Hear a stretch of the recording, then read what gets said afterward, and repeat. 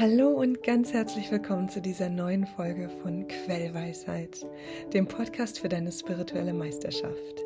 Ich bin Marlene Katharina und gebe dir Quellbotschaften aus dem höchsten Bewusstsein durch, die auf tiefsten Ebenen wirken. Denn es ist eine Schwingungsübertragung, die stattfindet und dich daran erinnert, was du wirklich bist. Wir freuen uns so sehr, heute hier mit dir, mit euch zusammen zu sein und diesen Moment mit euch zu feiern. Wir sind die Liebe, die du bist. Wir sind die Liebe, die alles ist. Du bist, was wir sind. Alles ist eins. Aus dieser Wahrheit heraus kannst du erkennen, dass das, was dein Leben mit sich bringt, individuell und doch auch kollektiv ist. Du hast ein Erleben, das vorgezeichnet ist und dir auf diese Weise Sicherheit gibt. Du kennst verschiedene Phasen des Lebens, da du sie gesehen hast bei anderen Menschen. Bereits als Kind schaust du zu den Erwachsenen empor, freust dich über die Gelegenheit, eines Tages selbst so erwachsen sein zu können, spielst dieses Erwachsensein mit deinen Puppen auf deine Weise. Du spielst das, was du eines Tages leben wirst, und erlebst das, wie du dir dieses Erleben wünschst, ausmalst, vorstellst, kreierst.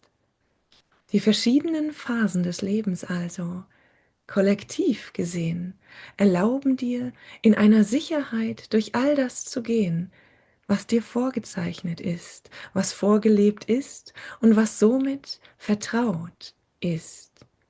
Es macht dir das Durchschreiten des Lebens leicht, leichter, je mehr du im Frieden bist mit all diesen Phasen, je weniger du in der Vergangenheit oder in der Zukunft angehaftet, angesiedelt bist, je mehr du im Hier und Jetzt bist, in jedem Moment, in jeder Lebensphase, desto tiefer erlebst du dieses Jetzt und Hier und kannst es dann in seiner vollkommen Gelebtheit stehen lassen, sein lassen und in die nächste Phase übertreten, wann immer es an der Zeit ist. Die Phasen des menschlichen Lebens in der Zeit, in der ihr lebt, sind, kollektiv gesehen, einfach zu verstehen.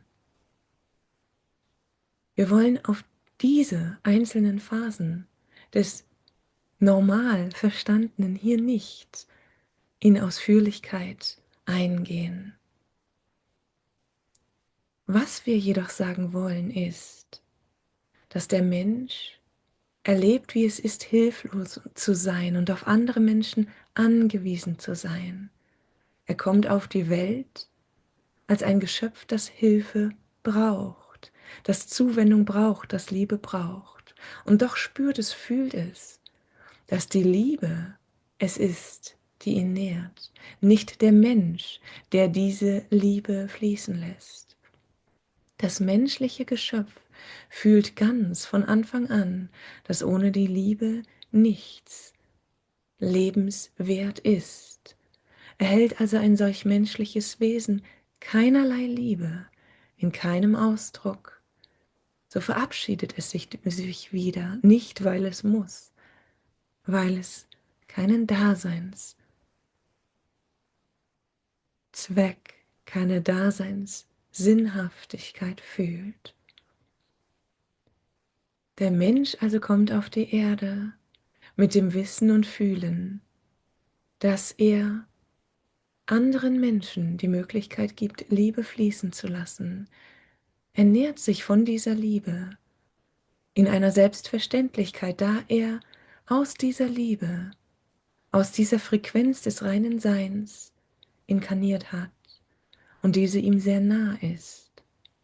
Im Laufe der Zeit wird all das, was zuvor reine Schwingung war, mehr und mehr in die Materie projiziert, mehr und mehr verknüpft mit dem Was, mit dem Menschen, mit dem, was den Menschen umgibt, mit dem, was der Mensch erhält, an Ausstattung, an Haus, Auto, Hof, an Dingen, mit denen er sich umgeben kann, an Geschenken durch andere, an Geld. Der Mensch kommt in ein anderes Bewusstsein. Dieser Wechsel von dem Bewusstsein, dass alles gegeben ist und gegeben werden muss durch das Außen, weil er nicht in der Selbstverantwortung ist, fällt nicht jedem Menschen leicht. Nicht jeder Mensch beugt sich diesem Wechsel. Nicht jeder Mensch geht in die Selbstverantwortung. Ein Mensch, der erleben und erfahren möchte, dass er stets und ständig unterstützt ist, sucht sich Lebensumstände, die ihn unterstützen, die ihn unterstützen werden. Ein Mensch, der weiß, dass er immer unterstützt ist, der weiß, dass er dies nicht unter Beweis zu stellen braucht, der weiß, dass er nicht durch die Materie unterstützt wird, sondern stets und ständig durch das, was durch Materie und Nichtmaterie ihm zufließt. Dieser Mensch erlaubt sich, in eine neue Lebensphase zu gehen, in ein neues Lebensbewusstsein, in das Lebensbewusstsein, dass nunmehr nur er sein Leben bewusst kreiert. Will sagen, der Mensch, der sich von der Verantwortungslosigkeit in die Verantwortungshaftigkeit begibt, erlaubt sich einen Schritt, der ihn fühlen lässt, dass er in der Hand hat, wie sein Leben läuft. Hier spaltet sich nun das Bewusstsein auf, und obgleich es viele Mischformen gibt, da nicht der eine bewusst, der andere unbewusst ist, so spaltet es sich doch auf in zwei Möglichkeiten, diese Eigenverantwortung zu fühlen und zu leben. Die eine Möglichkeit ist die Eigenverantwortung mit der Kontrolle und Macht und dem unbedingt notwendigen Selbsttun gleichzusetzen. Diese Möglichkeit ist die abgespaltene Möglichkeit. Wir sagen dies frei von Wertung und voller Liebe. Die Möglichkeit, in der der Mensch versucht, seine Einzigartigkeit und Eigenartigkeit, seine Selbstständigkeit frei von der Unterstützung und der Angebundenheit, dem Einssein mit dem Göttlichen wahrzunehmen. Dieser Mensch muss alles selbst tun. Dieser Mensch muss alle Brücken, alle Verbindungen selbst kreieren. Dieser Mensch ist in der ständigen Suche nach dem besten Weg, nach dem Richtig und dem Falsch, um das Richtige zu tun und das Falsche zu lassen. Dieser Mensch trägt eine große Bürde. Er trägt die Last der Welt. Denn er versucht, alles richtig zu machen. Indem er versucht, alles richtig zu machen, ist er automatisch in der Wertung zwischen richtig und falsch gefangen. Denn dort, wo jemand richtig machen will, geht er davon aus, dass es ein Falsch gibt und wertet somit alles als falsch, das er nicht als richtig erkennt. Er muss werten, muss differenzieren, muss separieren zwischen dem, was er als richtig empfinden kann und muss, und dem, was er als falsch empfinden kann und muss, um selbst sein Richtig, sein Falsch zu finden.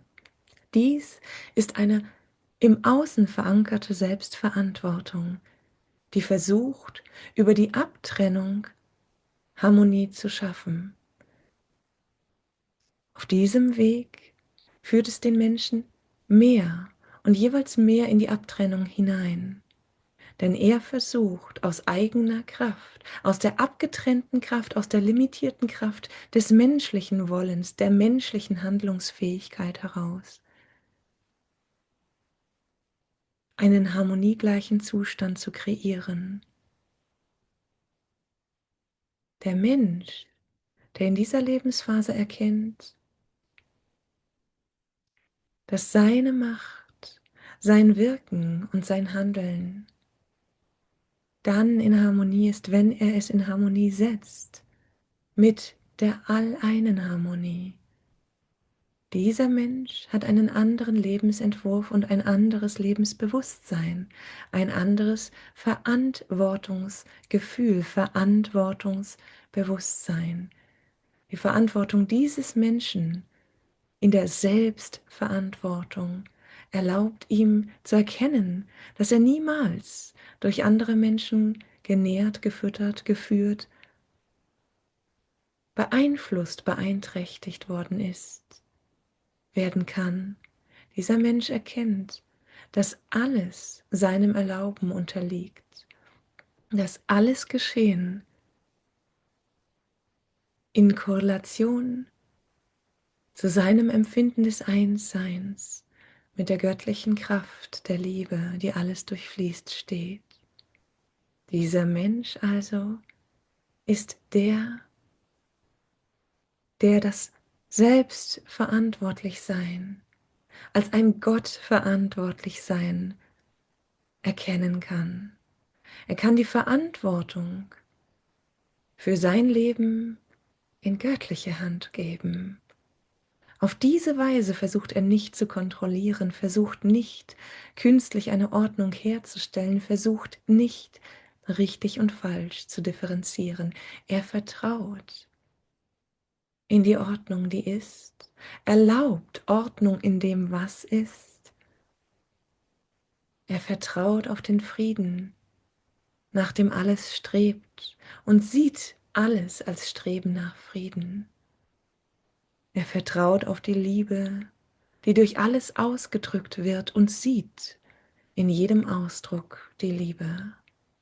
Auf diese Weise empfindet und empfängt der selbstverantwortliche Mensch, der seine Verantwortung im höchsten Sein, im höchsten Bewusstsein gegründet hat.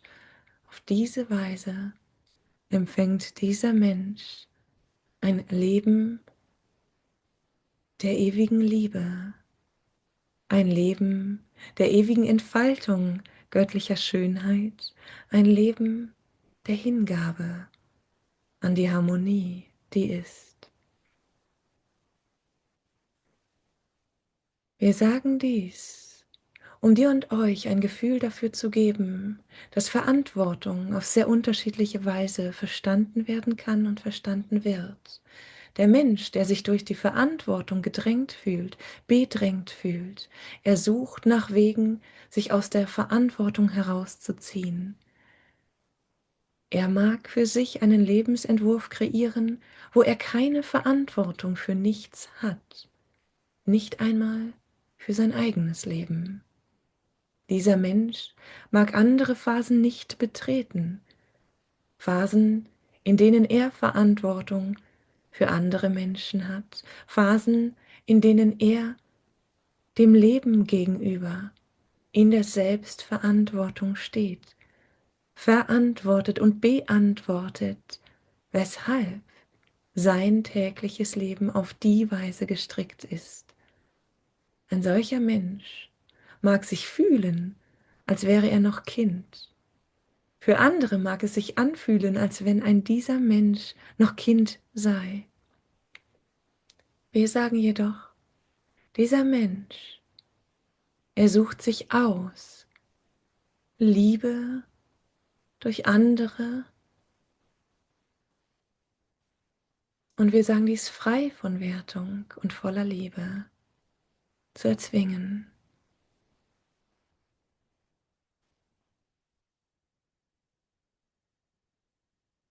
Dies ist kein Zwang im Sinne von jemanden angehen und ihn zwingen. Es ist eine Verdichtung von Wunsch und Wollen, die in einen Automatismus führt, die anderen Menschen das Gefühl gibt, sie seien in der Verantwortung für dieses Individuum.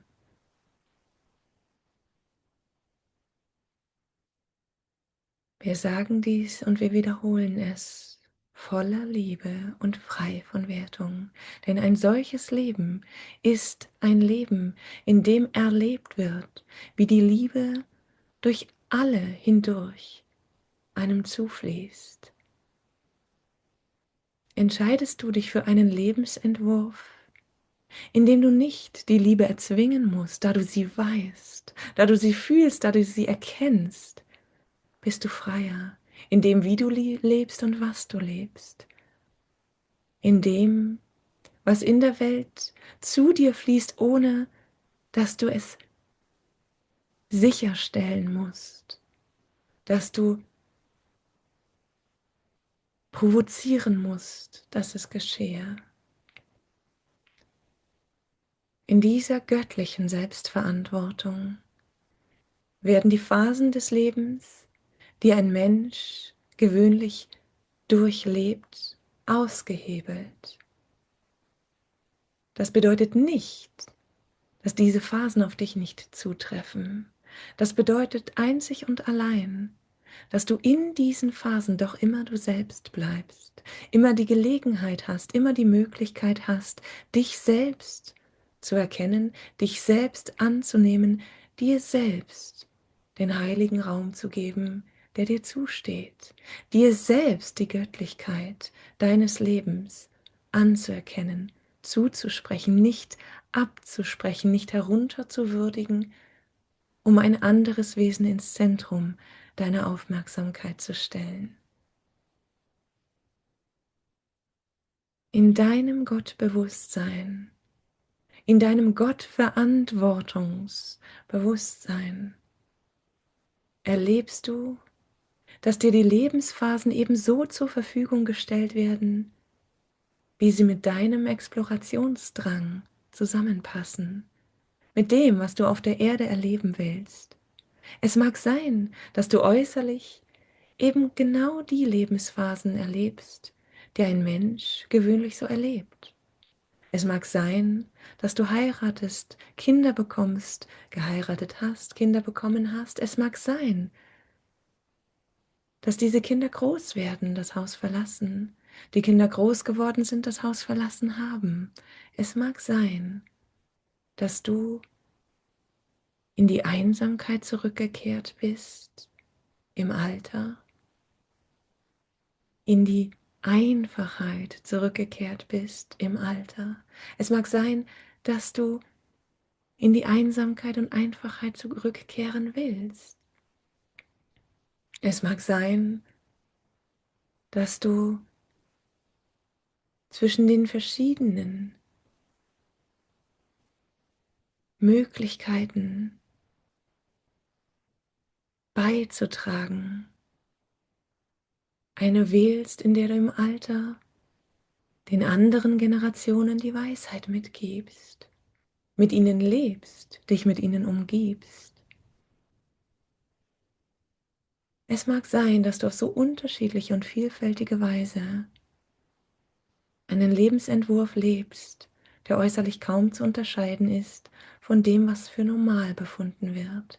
Es mag gar sein, dass du dich dem unterordnest, was in dieser Zeit in der westlichen Welt als selbstverständlich gehandelt wird, dass du dich aus der Gesellschaft fühlst, herausgedrängt zu sein, dass du deinen Lebensabend in der Verantwortungslosigkeit verbringst oder meinst verbringen zu werden. Es gibt oh so viele Möglichkeiten. In jeder dieser Möglichkeiten, die du für dich wählst, bewusst oder unbewusst, zumeist unbewusst, jedoch gründend auf dem, was du auf der Erde erleben willst, um es zu verstehen, um es nachzuvollziehen, um es nicht nur zu sehen, um es zu fühlen, um es erlebt zu haben. Mit all dem bist du doch in deiner Gottverantwortung, in der Verantwortung aus dem Göttlichen heraus für dich und deiner Verantwortung das Göttliche, die höchste Frequenz, die Liebe durch dich vibrieren zu lassen. Du hast den menschlichen Willen, die Möglichkeit, dich abzutrennen mit diesem deinem menschlichen Willen. Du hast die Möglichkeit, dich zu separieren und als etwas anderes zu empfinden, etwas nicht Gott zu empfinden. Du kannst diese Möglichkeiten austesten, ausschöpfen, bis ins Unendliche hinein. Doch du wirst immer finden, dass es da noch etwas gibt, noch etwas jenseits dessen, was du ergründen kannst, und dass doch dies auch wieder das Göttliche ist, dass du eben nicht begrenzbar bist, nicht einmal, wenn du dich selbst begrenzt.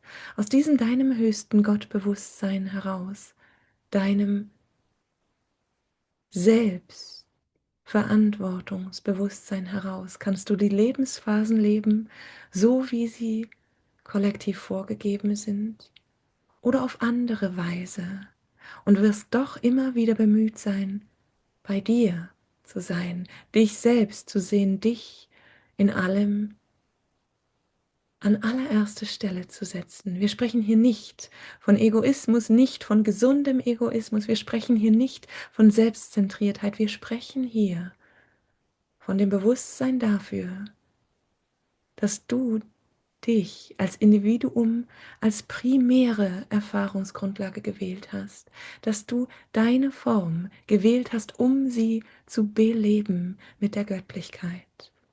Belebst du sie nicht mit der Göttlichkeit, erlaubst du sie nicht in ihrer freien Schwingung, so ist diese deine Form nur halb belebt, nur halb schwingend und fühlt sich entsprechend nicht so an, wie sie sich anfühlen würde, wäre sie so gelebt, wie du sie kreiert, erdacht, erlaubt hast. Wir ermutigen dich daher, ungeachtet der Phasen des Lebens, immer dich zu leben, durch jede Phase hindurch und doch die Schönheit jeder einzelnen Phase für dich zu erkennen. Versuchst du in einer anderen Phase des Lebens zu sein, will sagen, versuchst du in einem anderen primären Erleben des Lebens zu sein.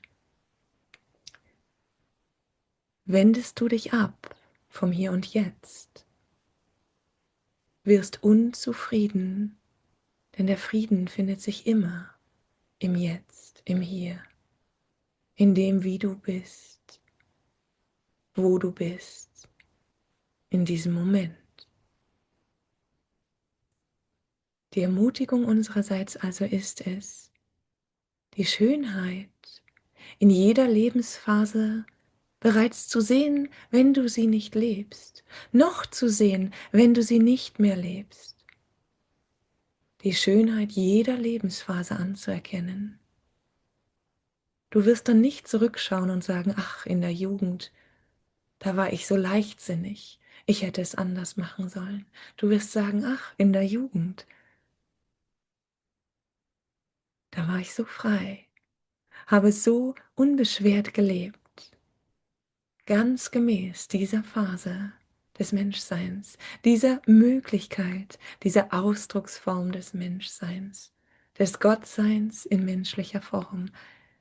Du wirst sagen, ach, in der Kindheit, da gab es so viel Schönheit, so viel Segen, so viel Liebe um mich herum. Und ich habe sie einfach genossen. Sie stand mir zu. Ich liebte das Gefühl von es stand mir zu, es steht mir zu.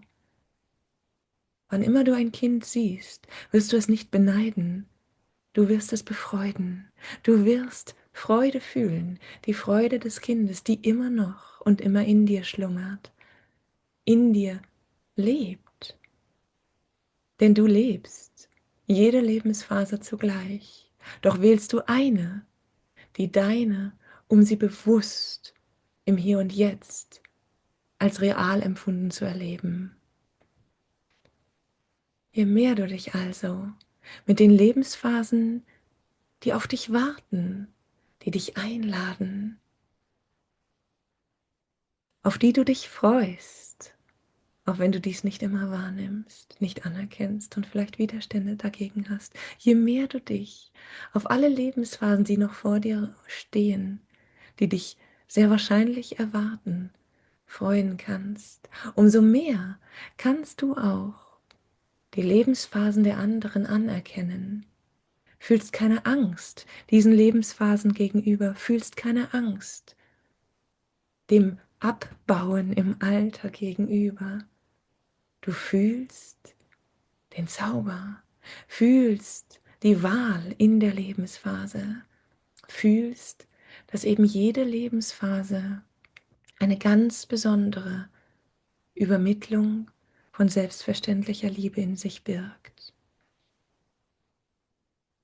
Je mehr du vorausblickst in die Lebensphasen, die dich noch erwarten mögen, nicht in wertendem, abwägendem Stil, in dem du dich fragst, möchte ich dies erleben oder nicht.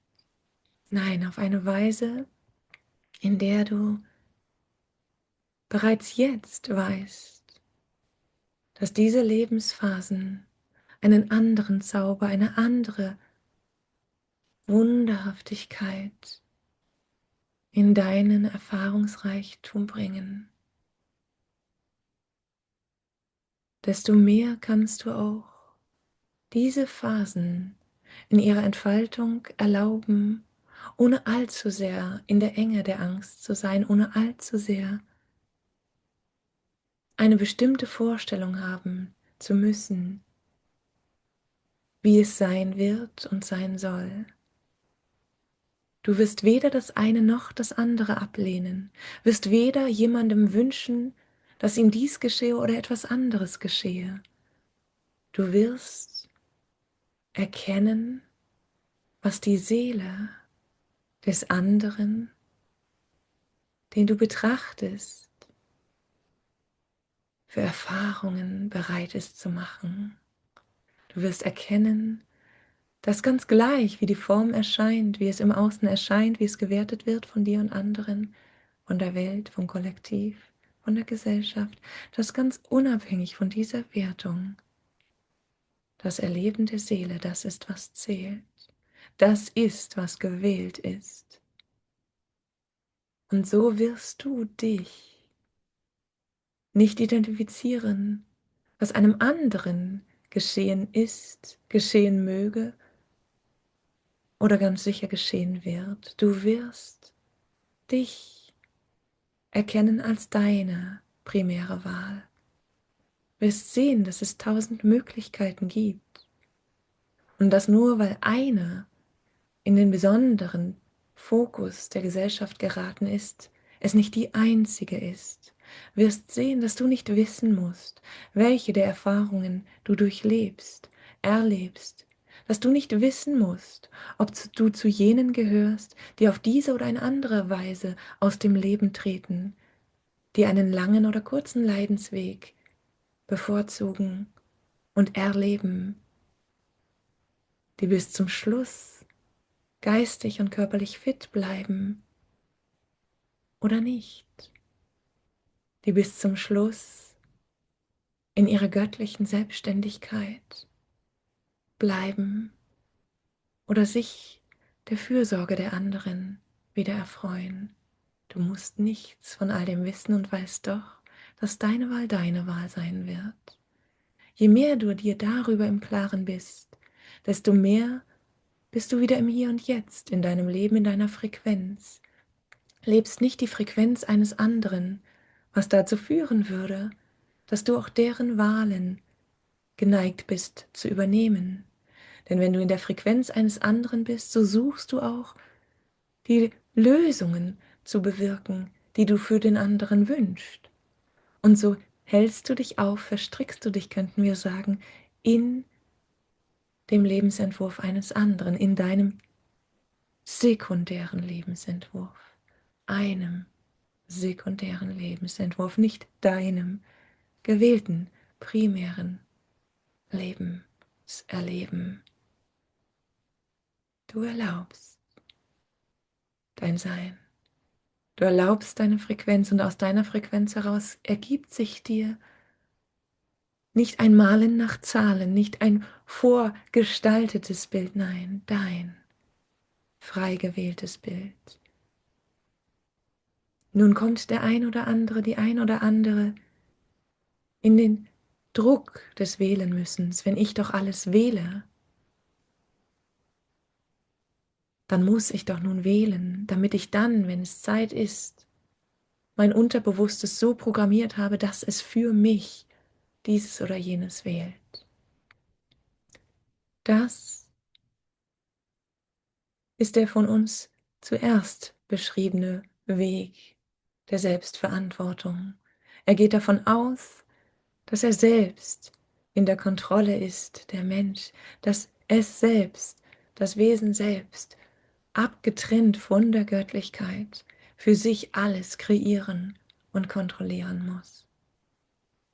Du weißt, in deinem Herzen, in deiner Liebe, in deinem Sein, dass dir alles zufällt. Und je mehr du erlaubst, desto blumiger, fülliger, paradiesischer ist das, was dir zufällt. Je mehr du siehst, dass in allem, was dir zufällt, Schönheit, Wunder und Erleben ist, desto mehr verankerst du dich in einer Realität, in der alles Schönheit, Wunder, paradiesisches Erleben ist. Und du erlaubst mehr davon und mehr davon und mehr davon. Das Kreieren deines Lebens und deines Erlebens kommt aus deiner Schwingung, nicht aus dem, was du dir ausmalst in deinem Verstand. Es kommt aus dem, wie du schwingst, wie du fühlst. Erlaube dir daher das tiefe Fühlen deiner selbst, deines Seins. Erlaube dir, alles loszulassen, sein zu lassen, das nicht dein primäres Sein ist. Erlaube es in die Freiheit und wisse, dass im Freisein jedes Wesen geliebt ist, dass du jedes Wesen lieben kannst, ohne es festzuhalten, ohne erneut mit ihm einen neuen Entwurf zu leben oder zu erleben. Mancher von euch hat tiefe, einschneidende Erlebnisse in der Vergangenheit mit Individuen erlebt, mit Individuen, die einen großen Einfluss auf diesen manchen von euch gehabt haben. Mancher von euch mag sich fragen, ob es notwendig ist, diesem Menschen oder diesen Menschen noch einmal zu begegnen, um das, was erlebt wurde, in einen unendlichen, einen am Ende Frieden zu legen. Wir könnten sagen, zu bringen. Diese Überlegungen, sie kommen nicht vom Herzen. Das Herz weiß, in dem Moment, in dem es liebt, ist alles in Frieden.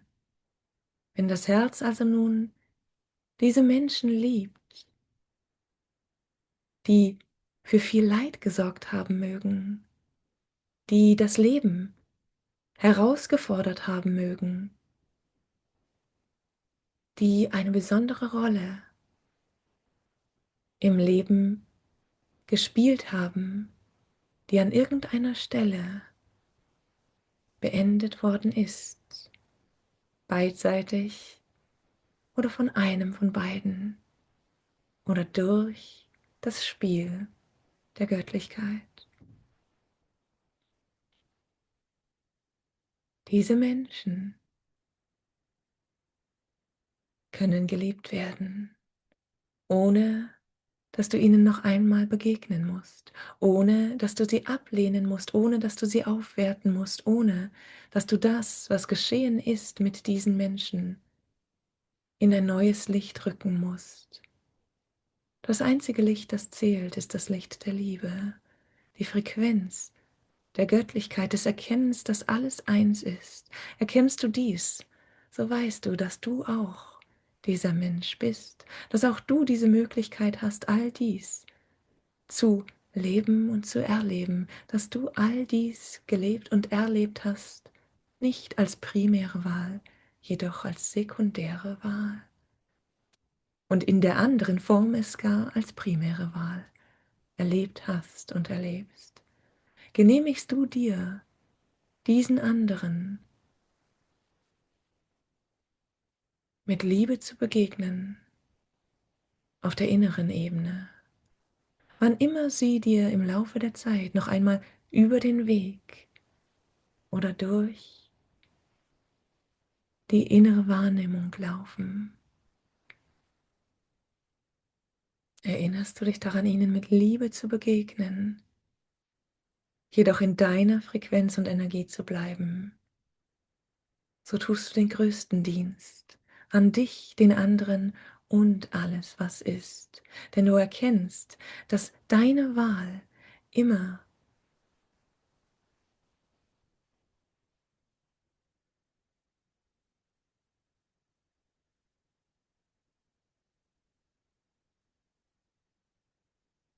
ein Facettenreichtum von allem, was ist, birgt. Deine Wahl ist immer deine Wahl, die sich aus so vielem ergibt. Und all das, was zu deiner Wahl geführt hat, hat dich auf dich zurückgeworfen, selbst wenn es dich zu bestimmten Zeiten aus dir selbst herausgebracht, aus deiner Mitte herausgebracht hat. Alles das hat dir signalisiert, wie wertvoll es ist, dich in deiner Frequenz zu wählen. Fühle deine Wahl in diesem Moment, in jedem Moment. Fühle deine Wahl. Du wirst merken, alles verblasst im Wählen deiner Wahl, denn deine Wahl ist das göttliche Licht, das durch dich quillt, aus dir heraussprudelt, das Glückseligkeit in dir sein lässt. Dieses Sein von Glückseligkeit, es hat keine Kapazität, keinen Raum, der dunkel gehalten werden kann, um dort zu werten, zu wägen, abzuwägen, ob oder ob nicht, ob gut oder schlecht dieser Mensch oder diese erneute Begegnung, dieser Raum ist in sich selbst, sich selbst. In diesem Raum bist du, bist du Gott, bist du alles, was ist. Das ist, wo du unverhandelbar mit dir in Reinheit, mit dir im Reinen, im Frieden, in der Liebe bist. Mit dir, mit allem, was ist. Wir regen dich und euch also dazu an, all die Positionen, mit denen ihr tiefgehende Ereignisse im Leben hattet und mit denen scheinbar oder vermutbar noch etwas offen sein mag, mit denen scheinbar oder vermutbar noch tieferer Frieden gefunden werden kann. Wir regen euch dazu an, mit all diesen Positionen in den Frieden zu treten, in dem ihr liebt. Nicht gerichtete Liebe in diese Menschen hinein, nicht hinausgebeugte Liebe aus euch heraus, nein. Dankbarkeit für das, was ihr erhalten habt. Einen Hinweis, euch noch tiefer in euch zu versenken, euch für euch zu entscheiden. Eine tiefe Dankbarkeit für diesen Ausdruck der Liebe, der euch auf diese Weise zukam. Wenn diese tiefe Dankbarkeit gegeben ist, so ist auch die tiefe Liebe gegeben. Wenn diese tiefe Liebe gegeben ist, so seid ihr im Frieden und ist alles in Frieden. Dies bedeutet nicht, dass ihr wieder Kontakt mit der Person haben werdet oder den Kontakt unter allen Umständen meiden sollt. Es bedeutet, dass ihr im Frieden seid und euch auf euch fokussiert, fühlt, was richtig ist für euch, ein klares und wahres Nein gebt zu Dingen, die sich euch nicht als richtig aus eurer Frequenz heraus erweisen. Dies ist ein richtig nur für euch, aus euch heraus, ein Entscheiden für eure Frequenz, deine ganz individuelle Frequenz. Aus diesem heraus ist ein Ja ebenso wertvoll wie ein Nein, denn es hält dich in deiner natürlichen Frequenz, in deinem Fluss mit allem Sein. Es ist keine Entscheidung, die du fällst. Es ist ein Erlauben von dem, was du fühlst, im Herzen, nicht im Emotionalwesen. Dies sei hier angemerkt. Oh, wie wir dich lieben, wie wir dich lieben. Du bist mit allem verbunden und die Möglichkeiten der Zeit, sie steigen in rasanter Geschwindigkeit, denn du erkennst und erlebst, dass es nicht mehr darum geht, schneller zu sein als die anderen, den anderen etwas zur Verfügung zu stellen, bevor sie es selbst entdecken. Jeder hat alles entdeckt, jeder trägt alles in sich. Wenn er es erneut hört, so tut er dies aus der Freude, es erneut zu hören, es erneut zu fühlen, es zu hören, wie es ist, wenn es jemand anderes sagt. Das Kind, es freut sich, dasselbe Buch wieder und wieder zu hören, denn es weiß, jedes Mal, wenn es vorgelesen wird, von der Mutter, dem Vater, der Tante, der Freundin, es wird neu, neu erlebt. Es schwingt neu. Das Erfahren des Buches ist ins Hier und Jetzt gebracht.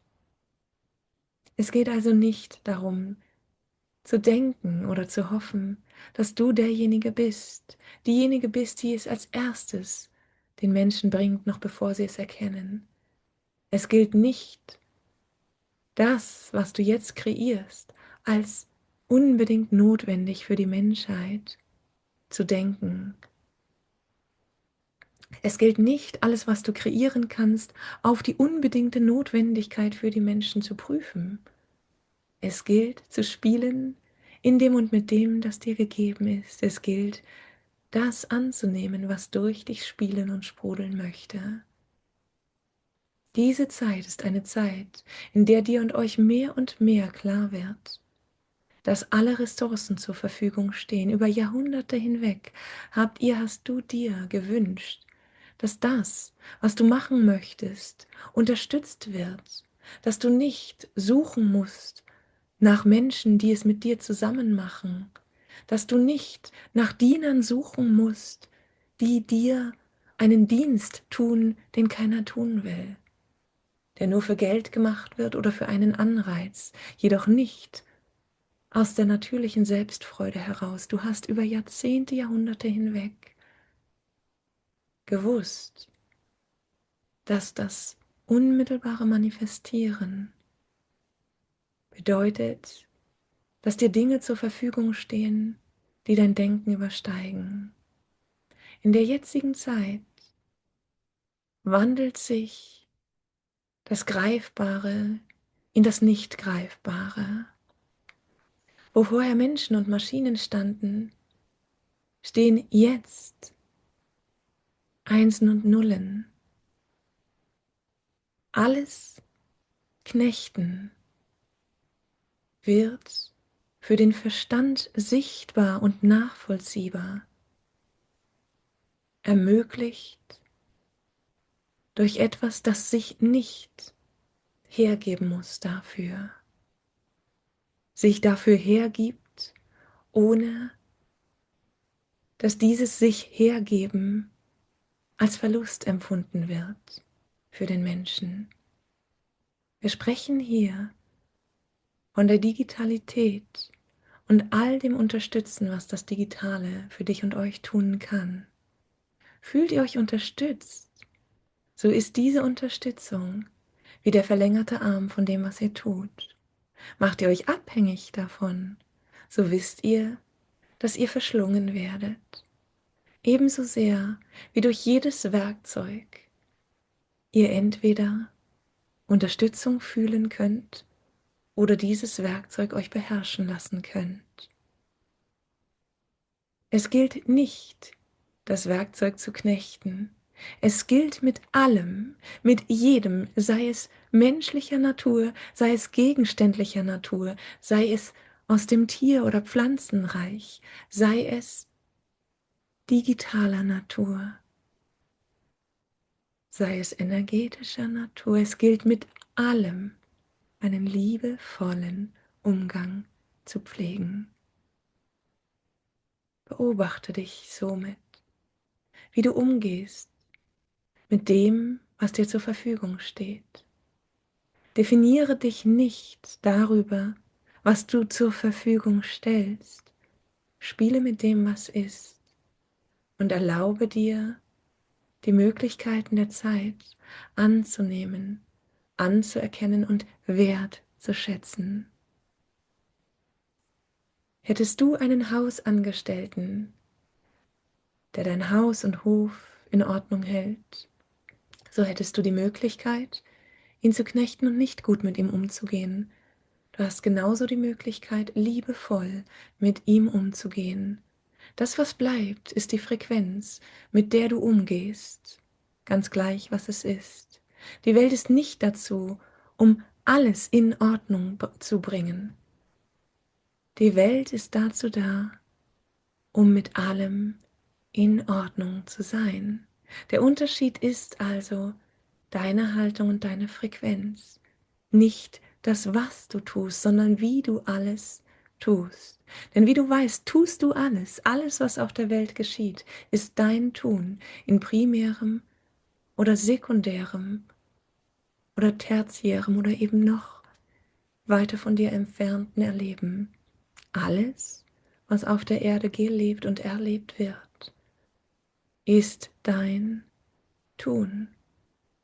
Du wirst es also niemals ermöglichen können, dass alles in Ordnung ist, denn du wirst erkennen, je mehr du alles in Ordnung bringen willst, dass wenn du hier etwas tust, du dort einen Missstand kreierst, unterstützt oder unwissentlich herbeiführst. Es geht also nicht darum, etwas zu vermeiden, Missstände zu vermeiden. Es geht nicht darum, es besser zu machen. Es geht darum, in dem, was du tust, die Frequenz der Liebe fließen zu lassen und zu lieben. Alles als Möglichkeit zu lieben, wahrzunehmen, anzuerkennen und zu leben.